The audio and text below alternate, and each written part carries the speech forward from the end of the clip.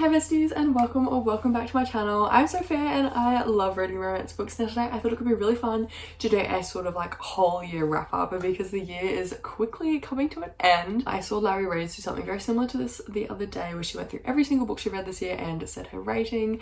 I thought I could do something similar and also add like a little sentence of my thoughts. I'm so sorry if I sound congested and am a bit like low energy today. I am recovering from COVID.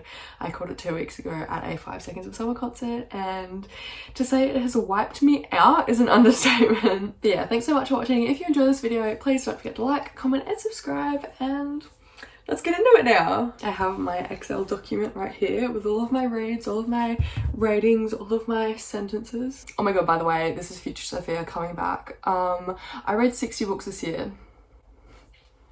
I'm pretty happy with that accomplishment. It was my Goodreads goal from the start of the year, so I'm very happy that I actually achieved it.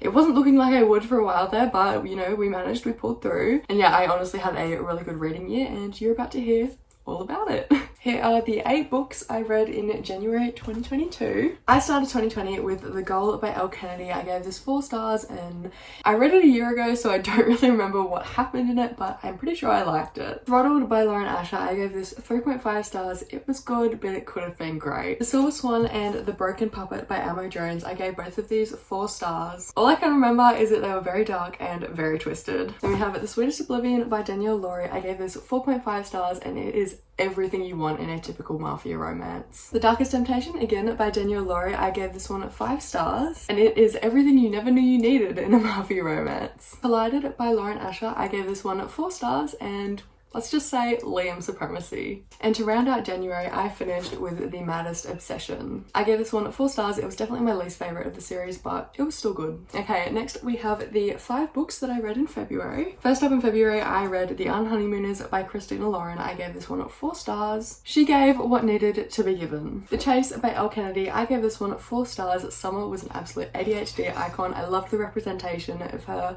and Fitz was just a sweetheart. We have The Risk, again by Elle Kennedy. I gave this one 5 stars, and oh my god, Jake and Brenna are my absolute faves.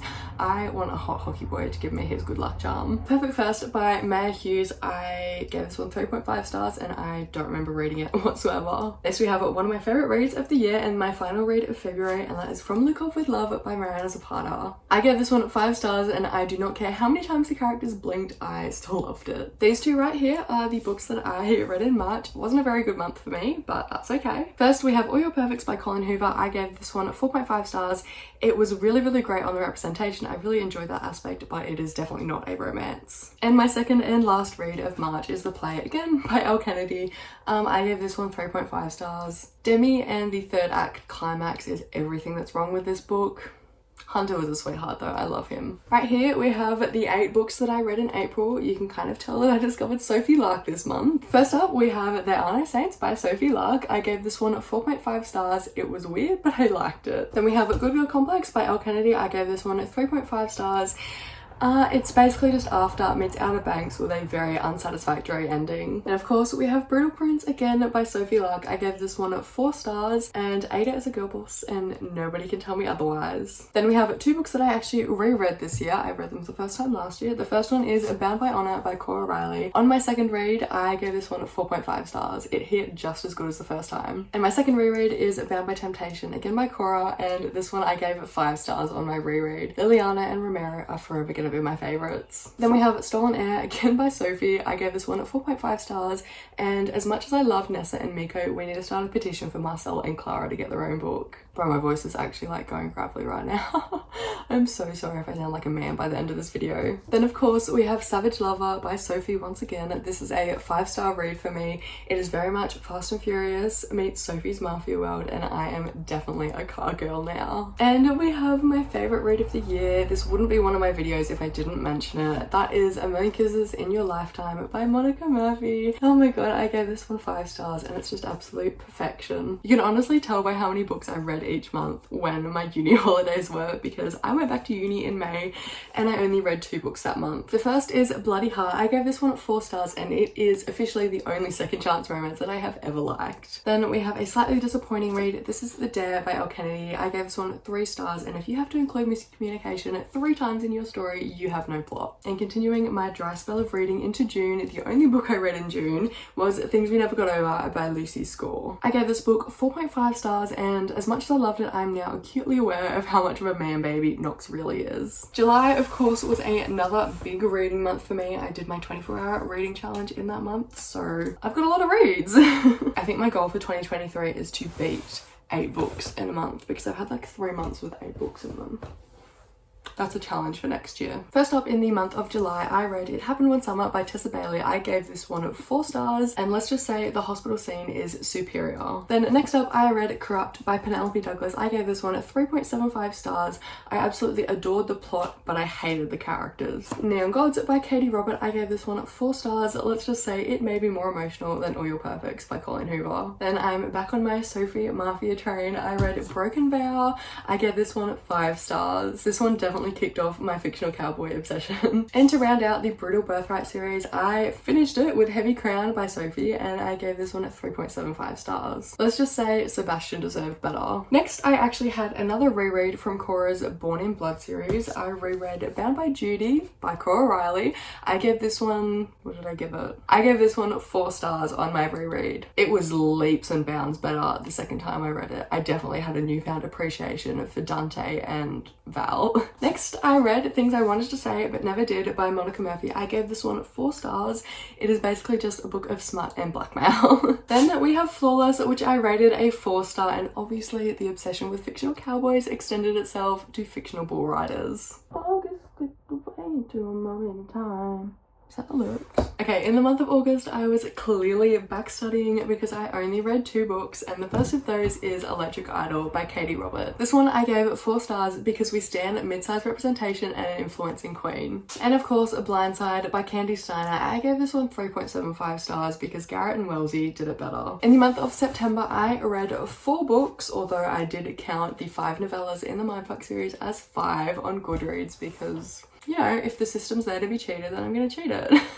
First up in September, I read Underlock by Mariana Zapata. This was a 5-star read for me. Dex is a massive prick, but I love him for it. And next up, of course, we have the Mindfuck series by St. Abbey. I gave the first novella in this series 4.5 stars and the remaining 4 all 5 stars. This one made me exceptionally depressed after finishing, but I would definitely do it again. Then, of course, we have Hush Hush by Lucy Franco. I gave this one 2.5 stars, and that was solely for the side characters. And my last read of September was, of course, Indigo Ridge by Devney Perry. I gave this one 4.5 stars because maybe I'm okay with fictional cops. In the month of October, I managed to read 6 books. First book of October was Juniper Hill with a 5-star. Memphis is an absolute girl boss, and of course, Grumpy Sunshine is winning my heart as usual. And then we have By Sin I Rise Part 1. I gave this one 3.5 stars. It really did lack the Cora Riley pizzazz. Deviant King by Rena Kent. I gave this one 4 stars, and maybe I'm okay with bully romances. Then I continued on my little Cora Riley obsession and read Luca Vidiello. I gave this one 4 stars, and this is a prime example of why dual POV is superior. I just want to clarify in case I just confused anybody. This is not dual POV, this is Luca's POV from Luca and Aria's story, Bound by Honor. And then I had another 5-star read with Icebreaker by Hannah Grace. The communication, the characters, the found family, the mental health representation, everything about this book just slapped so hard. Then we have Off to the Races by Elsie Silver. I gave this one 3.5 stars, and let's just say it halted my fictional cowboy obsession. In the month of November, I read 4 books. First up is Hate by Tate James. I gave this one 4.5 stars, and I guess I'm into why choose romances now. Then we have Lessons in Corruption by Gianna Darling. I gave this one 3.5 stars. The only thing this taught me is that I don't like teacher student, and I really want to read Zeus's book. Then we have Promises We Meant to Keep by Monica Murphy. I gave this one 4 stars. I do wish it was set in high school like the other Lancaster books, but I did still really enjoy it nonetheless. And of course, my final read of November was Sweet Temptation by Cora Riley. I gave this one 4.5 stars, and it is the epitome of the perfect mafia arranged marriage romance. And finally, my 5 reads of December. First up was Consider Me by Becca Mack. I gave this one 4 stars. It was super, super cute, but way too long. Then I read the Born in Blood anthology Bound by Blood by Cora Riley, and I gave this one 5 stars. I love these characters so much, and it was amazing coming back to them and actually seeing them in the future. Oh, then I read Give Me More by Sarah Kay. I'll put a picture. I gave this one 4.5 stars because it was very eye-opening, and I just said on my Excel sheet, am I into this? I think I'm into this.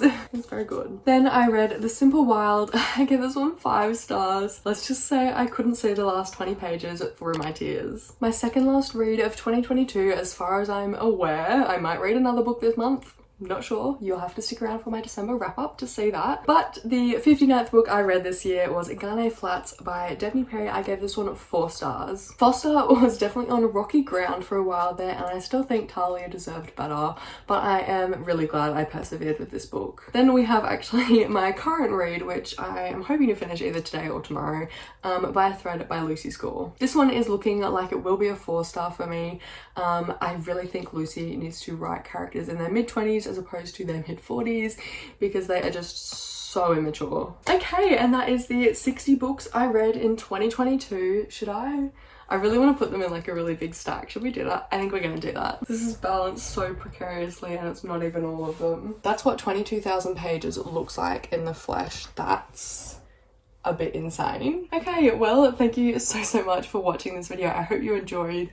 I'm terrified that this is going to fall on me right now, so I'm going to wrap it up really quick. Please don't forget to like, comment and subscribe if you enjoyed today's video. I certainly did. It was really actually fun going back and thinking and looking at all of the books that I've read this year. It feels like it has been a long time since I read The Goal by Elle Kennedy and all of my January reads. But yeah, this was a really fun video to film.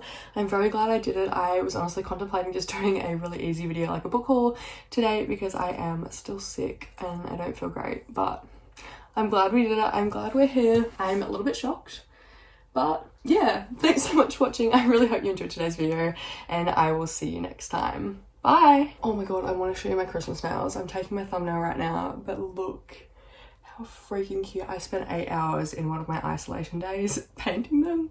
So yeah, she's really cute.